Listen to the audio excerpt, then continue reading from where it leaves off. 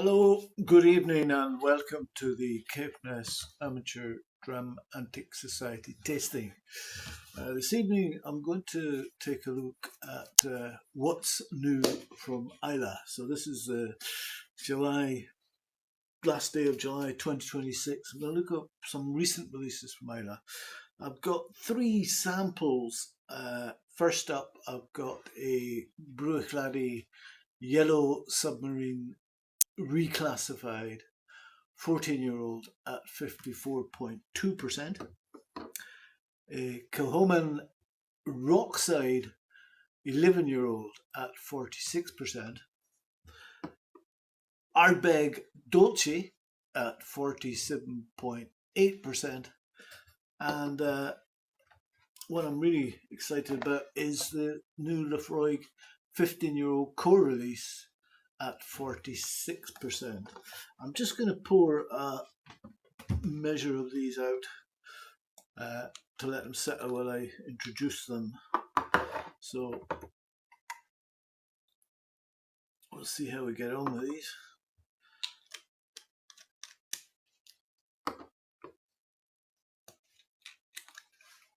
So the first three I have are 3CL samples from the Spirits Embassy. They do this 2 tastings a month. You subscribe and you get sent 11 whiskies every month to, 11 whiskies. And the other one, I've actually just purchased this bottle. Nice cork in this one. This is the Laphroaig. I have the bottle here for this one. So the first up is the Bruichladdich Yellow Submarine Reclassified at 54.2%. So this is a bit of a return of a Bruichladdich legend. It's a limited release to celebrate their 25th anniversary. It was released for Fish Isle 2026, and it celebrates the 25th anniversary, and the submersible still standing proudly in the distillery's grounds today. The Yellow Submarine, it's one of their most famous limited releases, and it was originally inspired by the discovery of an abandoned Ministry of Defence Yellow Submarine off the coast of Islay and the bizarre international attention that followed. So this is the latest release in this iconic series, and it forms part of the distillery's legendary Whisky of Mass Distinction story, a chapter in Bruichladdich history that reflects the rebellious and unconventional spirit that has defined the distillery since its revival. And the 2026 release celebrates 25 years since Bruichladdich renaissance and marks the return of one of the most sought after names in modern Islay whisky. This is a 14-year-old single malt, matured in, I'm pretty sure this is 75% first fill bourbon barrels and 25% French red wine casks, rather than what some reviewers have it as the other way around. So I think that's on the distillery website. It has 75% bourbon and 25% red wine casks. So we'll see where we go with this one.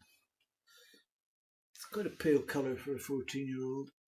Natural colour, non-chill filtered.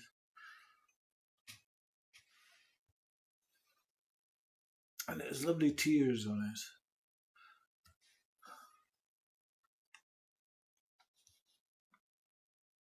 And you do get that maritime, this is non-peated, this one. You get the maritime freshness, first of all. And then you get vanilla sponge. And there's a delicate floral character to this whisky. Honeycomb. sort of freshly sliced conference pears, so it's got a nice fresh fruit. And then you get ripe yellow apple, apricot preserve,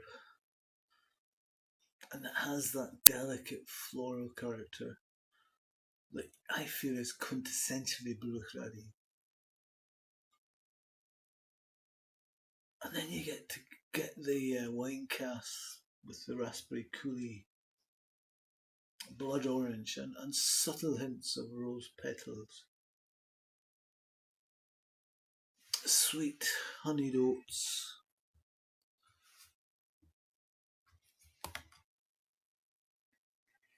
And buttery shortbread.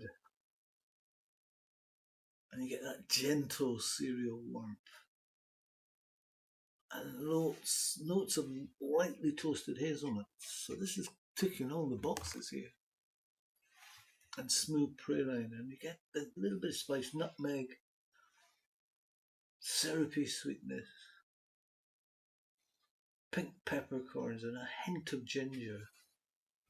So a bit of spice there. So fruity, vanilla, nutty, spicy, floral. And then you get the warming spice. Well, try the mouth.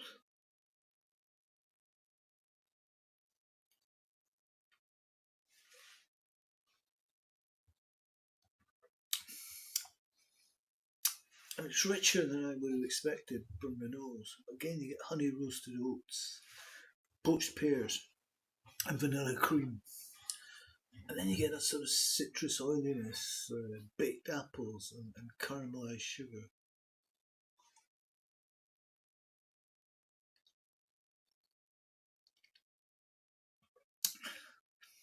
And on the mid palate, you get notes of almond pastry, cinnamon buns, and toasted hazelnuts, which builds complexity without ever overwhelming it. The French red wine casks are really adding beautifully to this whisky. They don't dominate, they provide texture and depth, which adds that gentle red berry notes and warming spice, but allowing Bruichladdich floral, fruit-driven distillate to remain centre stage. This feels mature, confident, and exceptionally well integrated.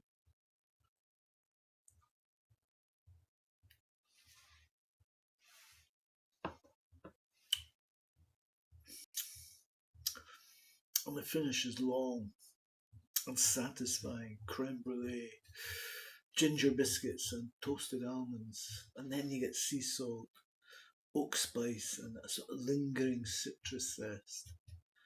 And as that sweetness recedes, a gentle mineral note begins to emerge. And that honeycomb comes back, candied lemon peel.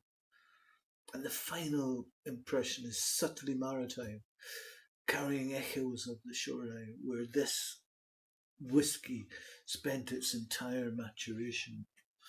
I'm going to add 2 mils of water to this.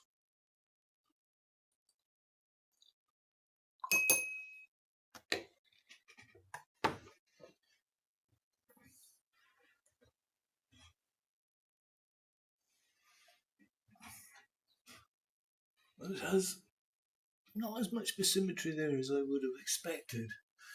Non-chill filtered natural colour. Water goes in very quickly.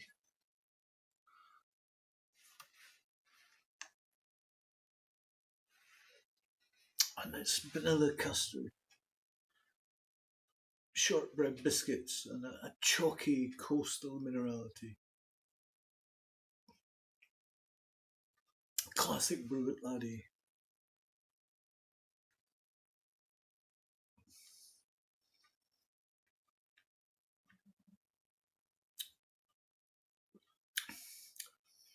And it has a luxurious, smooth texture and a hint of fresh orange zest, which adds vibrancy.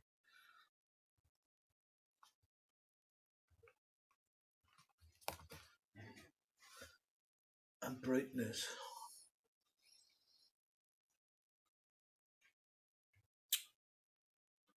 Then you get delicate waves of honeysuckle and orange blossom, complemented by crisp apple and succulent pear, creamy creme brulee, rich and deep.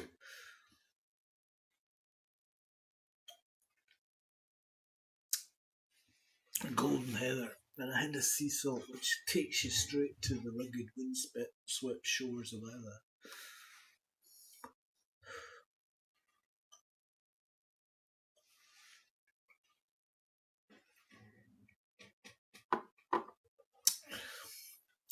And with water, the finish is long and lingering.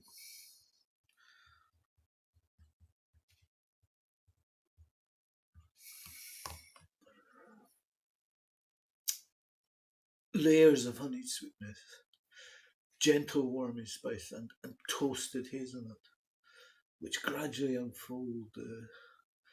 It's a velvety whisky with an unctuous mouthfeel, and it never wavers and leaves a decadent, Moorish impression.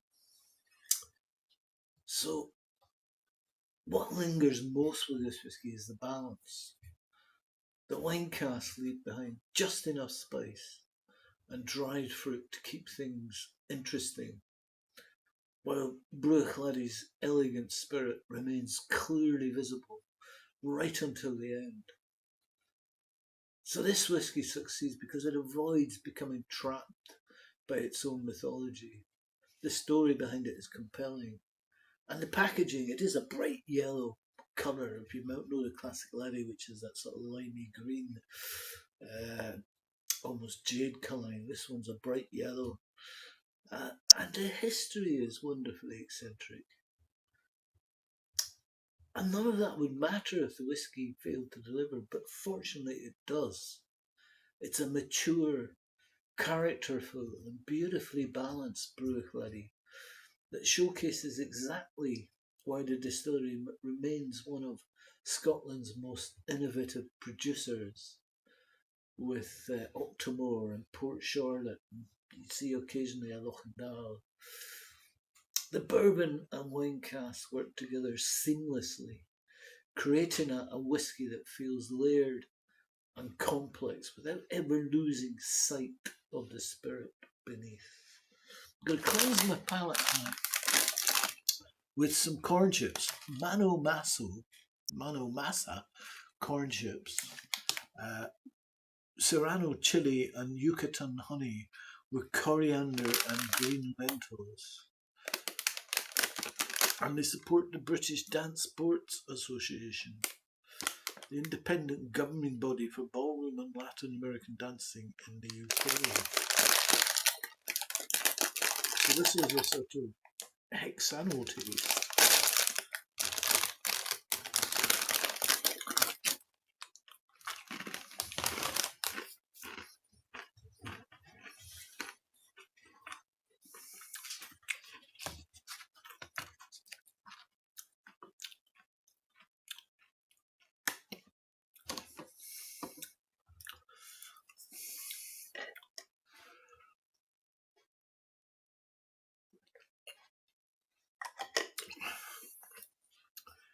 So next up we have the Kilchoman Rockside, 11-year-old, very pale colour you can see, at 46%. Kilchoman runs two distinct production strands, Macharbe, Sanig, and the rest are made from commercially malted barley brought in from the Port Ellen maltings. The 100% Islay whiskies are something else entirely. Barley grown on Rockside Farm. So this is barley, this whisky has barley from Rockside Farm, malted on the distillery's own floor maltings, then distilled, matured and bottled on Islay without leaving the site. That's a single farm, single malt. Tagline newly printed across the label. The Rockside label refers to. So Rockside takes that concept and gives it a standing identity rather than an edition number. It drops the 100% Islay 16th edition style of naming in favour of a name of its own, carries an explicit 11-year-old age statement, and sits at 46% rather than 50%, the recent numbered 100% Islay series ran at. It's bottled, non-chill filtered, and with no added colour. And the front of the bottle carries the signature of founder Anthony Willis and distillery manager Robin Bignell. For people new to Islay and Islay whisky, it's the smallest distillery on the island.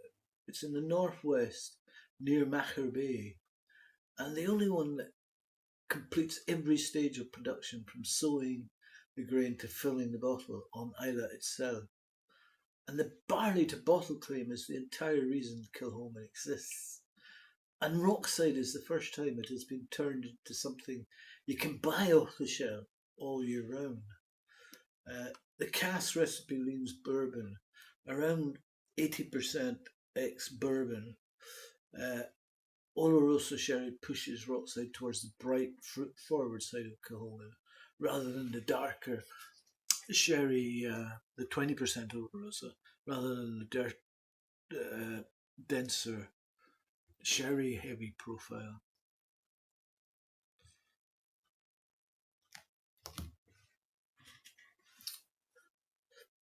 And the peating is dialed back.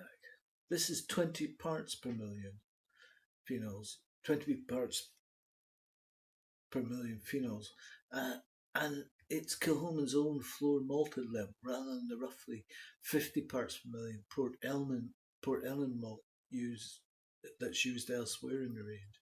So the smoke sits underneath the fruit rather than leading. And the third thing is, and most significant for buyers, is permanent. The numbered 100% Islay releases were annual and finite. Rockside is meant to stay with a consistent age statement and an everyday 46% ABV. It's not said whether Rockside will sit alongside the 100% Islay line or eventually replace it. So it's quite pale in colour, but this is natural colour, non-chill filter, and 46%, so it's full integrity. And it has nice tears.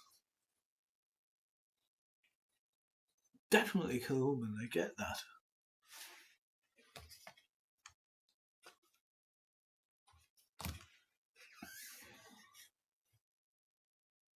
Orange, lemon peel, fragrant elderflower and a honeyed sweetness. And you get the maritime smoke, fruit compote, tropical fruit, white grapes, and a hit of grilled pineapple, butterscotch, vanilla, caramel, beach smoke, and sea breeze. And in the background, a malty sweetness, like that of a malt beer. We'll try the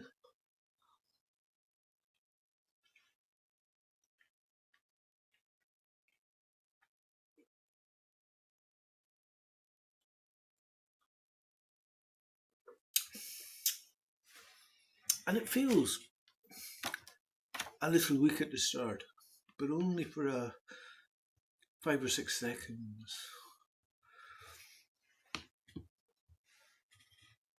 And that then passes on to caramel and sweet butter cake with vanilla, and then that delicate peat smoke.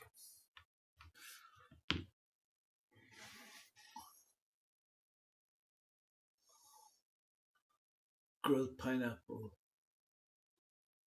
citrus, tropical fruit, barley sugars, toffee apple, and that grilled pineapple.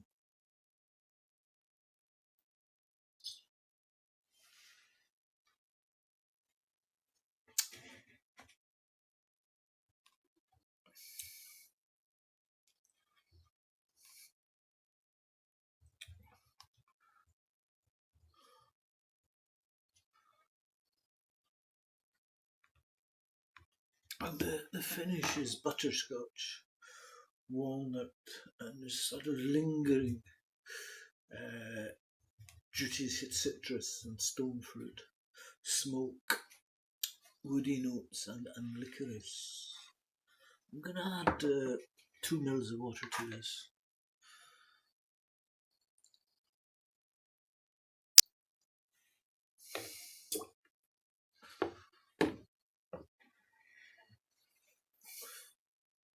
And now there's definite asymmetry in this one. Yes, I've had a few Kilchomans. I think I did a taste. I don't know if I posted a video of the tasting, but of some of the releases over the last couple of years. But it's a distinct whiskey. It's distinct from anything else from Islay. Lovely natural colour in this one. This is the palest of the three. And now you get citrus notes, orange and lemon zest, and floral elderflower, and a honey depth, and subtle maritime smoke rounds off the bouquet.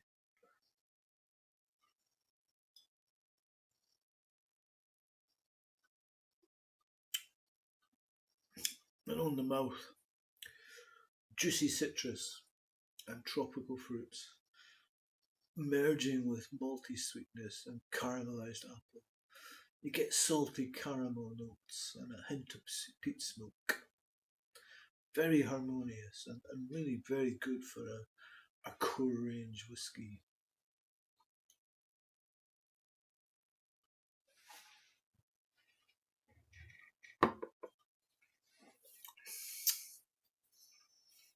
And the finish is long lasting with butterscotch, nutty walnut notes and citrus and stone fruit. So this is an 11-year-old bottling, retailing at under £60, that also has great taste and aroma notes. It's a bit light on the first sip, but Kilchoman is known for having more power at the start usually. But then after that first sip, it comes out on top. Honestly, others fill bottles with just anything and then call it something like Dolce and Gabbana, sell it for almost £100. This is very good whiskey. Well done, Kilchoman. So I'll have another one of my Masson's corn chips.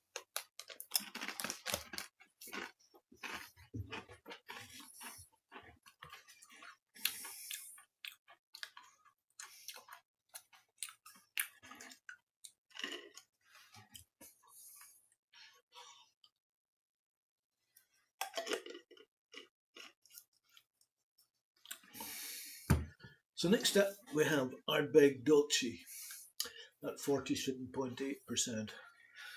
And this one is the 2026 edition bottling by the Islay Whiskey Distillery of Ardbeg for Ardbeg Day at Fishail 2026.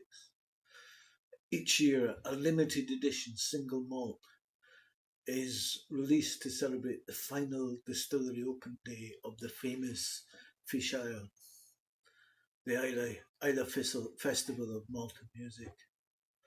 And that was on this year on Saturday 30th of May.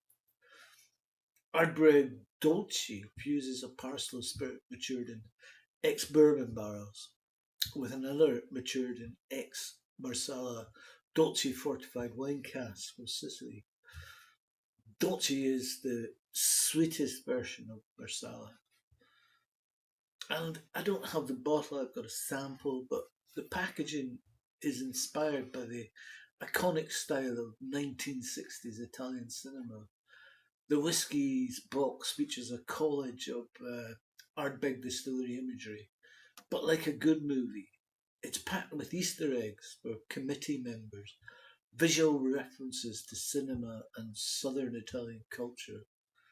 And amid the pot still, peat stacks and pagodas, you may find vintage movie camera, an aerial shot of Pizzo Calabrio, a brown Italian postage stamp, an olive branch, striped beach parasols, 35mm movie film unspooling from reels, bay leaves, a sheep rocking a diamante necklace and sheared to look like a poodle, oranges, lemons, a painted Sicilian ceramic plate featuring the Tornicaria, flowering basil, a marsala cask, an ornately decorated Sicilian cart or carretta, and an Oscar-ready shorty, Ardbeg's canine mascot, sporting a bow tie.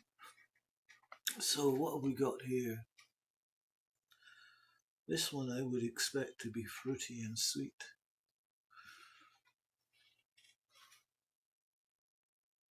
And it's got nice tears.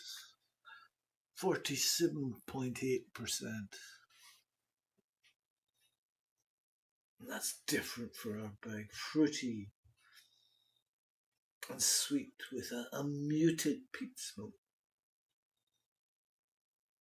There's aromas of sultana and citrus.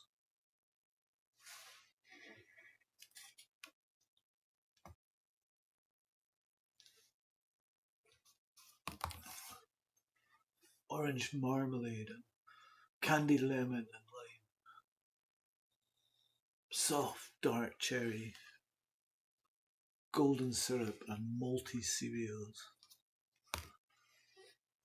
And the peat smoke appears understated. It wisps around everything. Feels a little ashy, with hints of pine needle, damp moss and a brine-like salinity. Very unusual Ardbeg nose.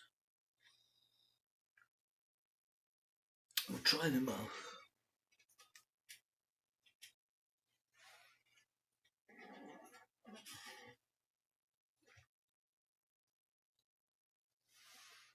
This is non-age statement. Natural colour, non-chill filtered. Bold and chewy in texture. The bitter and acrid ashy smoke is more prominent now, and it has a distinct saltiness and charred, oily nature to it. Beyond that is a sort of velvety notes of fresh honeycomb and orange marmalade come through nicely. And these sit alongside candied lemon and lime again, and that evolves further with time.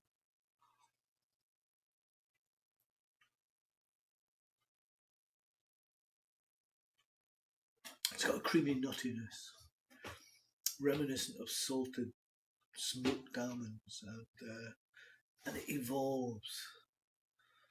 And the boldness of the mouthfeel really carries this whisky along.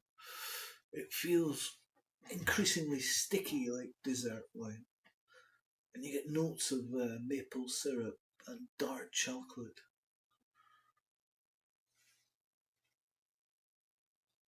It's got an underlying malty biscuit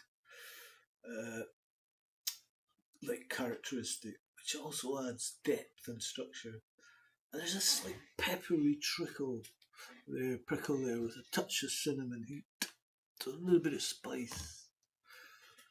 Plump, sugary sultanas develop towards the note and close, as does a hint of black treacle or molasses.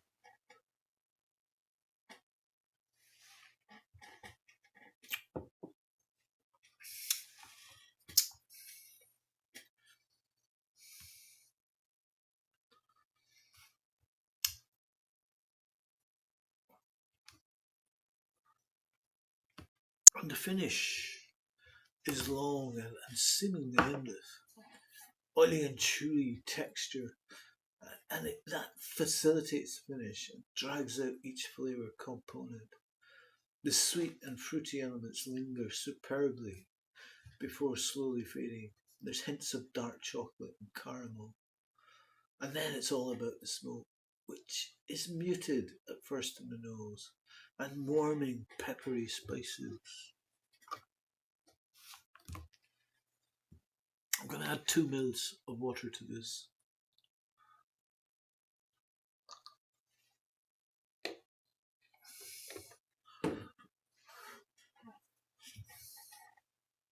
But again, a wonderful asymmetry to this unchill filter whiskey.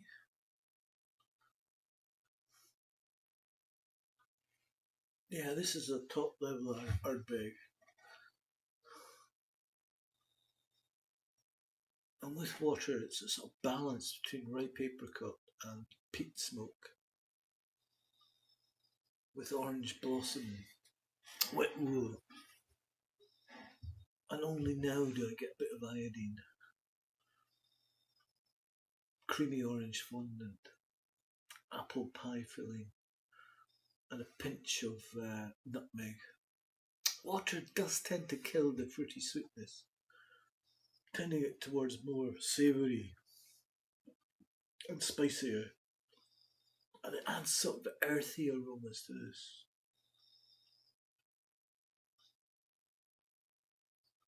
Yeah, definite earthy aromas with water. Try them out.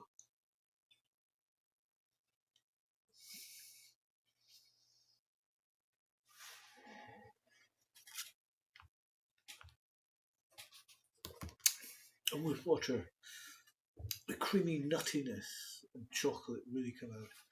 It's creamy and fruity on the palate, and the initial lemon curd notes are joined by bitter orange, plums, and a gentle pepperiness. And then that creaminess yields to an unctuous oiliness with papaya, cherry patties different, cassia bark, licorice, and dried herbs.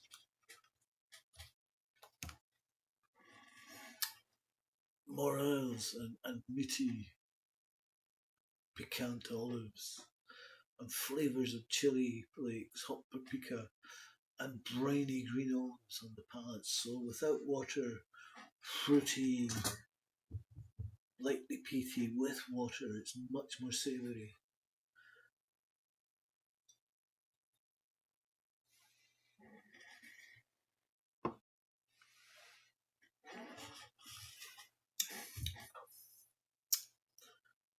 And the thick mouth coating finish gives cacao, sooty oak, nutmeg, and driftwood beach bonfires. So, after several years of experimentation and innovative practices, nothing wrong with that, of course, Ardbeg really seems to be going back to basics. Recent releases have centred around ex-bourbon cask maturation, which always allows Ardbeg to shine brightest.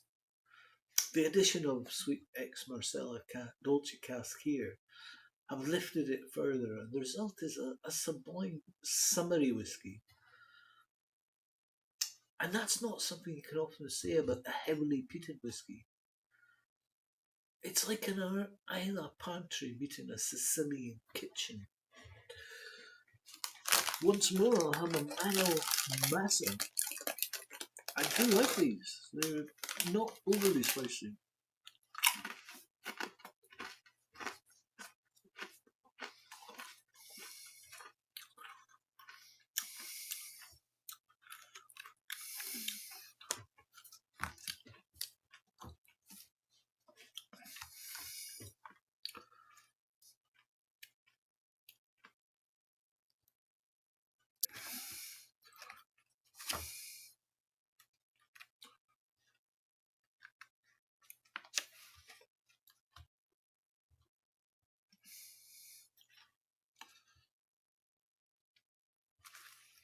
They do go well with peated whiskey.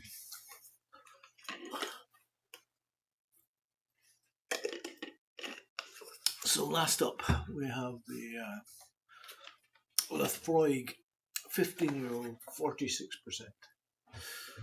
which is supposedly King Charles III's favourite dram. It's not a bottle I ever expected to be standing in front of in 2026. 15-year-old Laphroaig was first released around 1985, and at the time it had an alcohol content of 40% and was fitted with a screw cap. It was then known as Prime 15-year-old. Then, during the 1990s, the alcohol content was increased to 43%, and a cork stopper was introduced. I'm not certain exactly when the 15-year-old production ceased, but apparently it was in 2009, although some mention bottlings that may have taken place in the early 2010s. And that was a huge disappointment to Laphroaig fans. Then there was a 15-year-old 200th anniversary of Laphroaig in 2015, but that was a limited edition. And then came the Cardias 15-year-old in 2017, another limited edition. And here it is again, more than 15 years later. And this time it's 46%. And it's advertised as non-chill filtered on some websites, which is delightful. And it doesn't say it on the bottle, which is where we always think it should be, but it is on the box. We haven't chill filtered or added colour, so it's non-chill filtered and natural colour.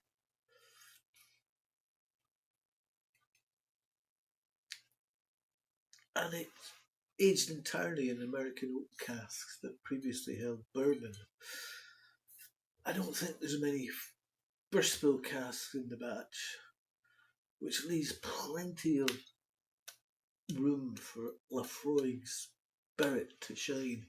And you can see they've rebranded. It's still, you could always tell it was Laphroaig, this bottle, but it's different font there, I think. And it does say, by appointment to His Majesty the King, distiller and supplier of single malt Scotch whisky, because it used to be to the Prince of Wales when Charles was there. So, quite excited about this one.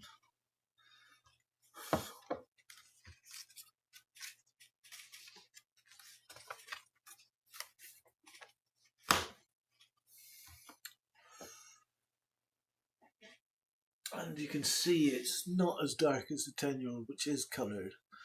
So this is definitely an integrity bottling. Nice tide line, nice tears. And that is again, like the Ardbeg, it's not classic Laphroaig this time. You do get a bit of smoke, salt.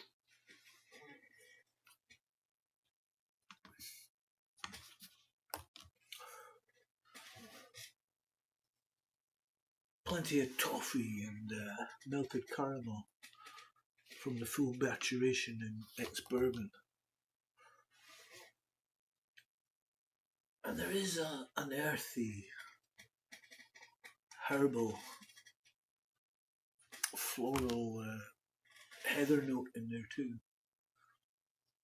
along with cola cubes and pineapple. It's a banging, peaty, smoky nose. Smoke, tar, grassy peat, dust, disinfectant, ointment with a delicate honeyed sweetness, heather, candied angelica, and a whisper of citrus. And there's a dose of iodine, but it's not TCP. A few pebbles and seafood, so maritime.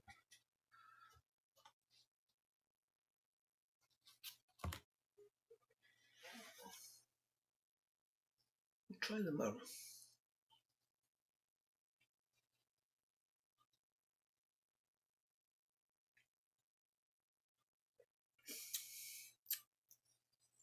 And it has a creamy, thick texture, bolstered by a rounded tangy, clean smoke. Think smoked custard tarts and mackerel. It's like a breakfast of champions. It's bold, yet balanced. It's velvety, polished fruit, Mirabelle plums, bananas, vanilla, varnished wood, and the peak comes through later. Cold ash, dry earth, measured spices, pepper, cloves.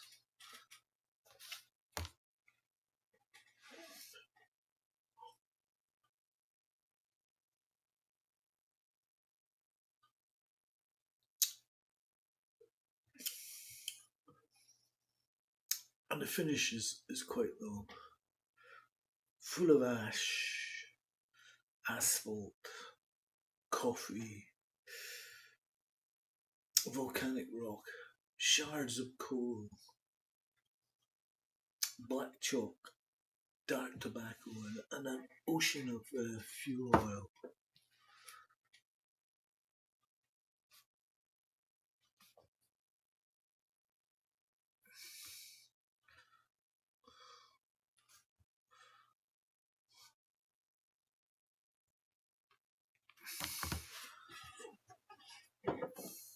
Gonna add 2 mils of water to this.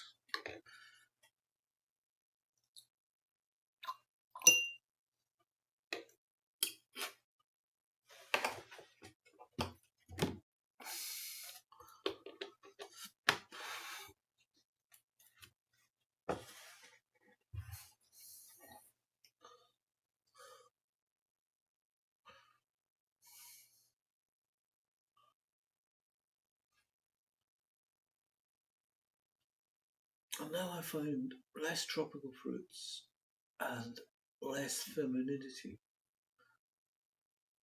Much more big stuffy smoke.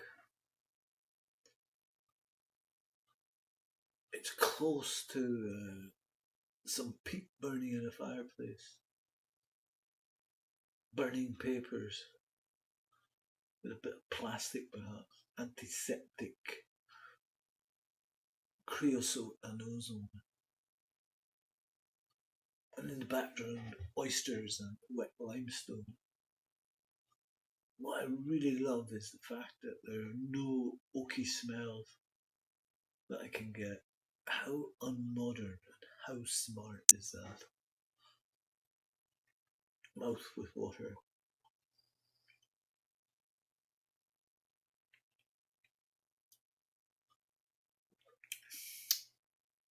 Totally Laphroaig.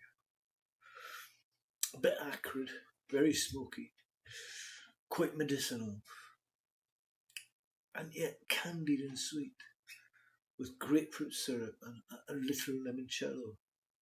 It's got this blady side that's quite thrilling, but also some sweeter licorice, orange drops, and perhaps a couple of cheap boilocks thrown in.